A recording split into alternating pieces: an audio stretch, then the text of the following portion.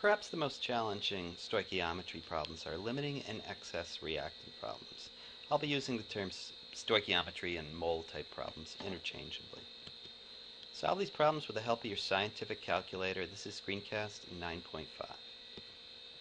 Okay, here's the problem as it's written. The combustion of 100 grams of butane, oh that's a lot, with 100 grams of oxygen will produce how many grams of carbon dioxide?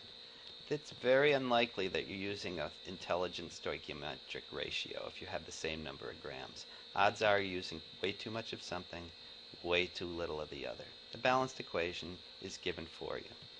The way to do these, there's several ways. My favorite way is slow and reliable, and that is to find which makes the least product. That's got to be the one that limits the reaction. Sounds easy, but it's a lot of work. You got to start with 100 grams of butane, see how many grams of carbon dioxide you make for that. That's a gram to gram, three-step conversion. Do the same thing with oxygen. 100 grams of oxygen will make how many grams of carbon dioxide? Let's go ahead and do it. 100 grams of butane is a three-step conversion. 58 grams of butane is a mole. Anytime you react 2 moles of butane, it makes 8 moles of carbon dioxide. See that? And you got top left to bottom right. Anytime you have a mole of carbon dioxide, it's 44 grams. Notice that brings us to the desired units, grams of carbon dioxide, 303. That sounds like a lot.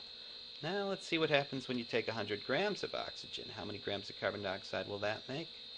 Well, let's see. 32 grams of oxygen is a mole in this case, so we've converted to moles of oxygen.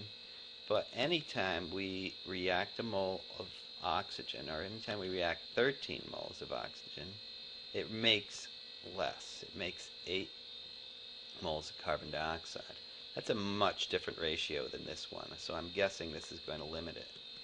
And a mole of carbon dioxide is still 44 grams. Units cancel. We get 85 grams of carbon dioxide. That's our answer, since that's what limits the reaction. I'm going to set up a last type of problem, and I'm not going to go ahead and solve it. I'll leave it to you to do it, but I will tell you the strategy. You oftentimes see people say, well, okay, that means we have a bunch of smelly butane remaining. How much? To do that, see how much you need it. In other words, convert from grams of oxygen, and it was 100 grams of oxygen, to grams of butane. We have 100 grams, but clearly we're going to need less. The rest has to be excess. If you run that through and you get 60 grams of butane got burnt, obviously 40 grams is still remaining. I'm not going to solve it, but I'd like you to, and try to fit it right there. This is Screencast 9.5.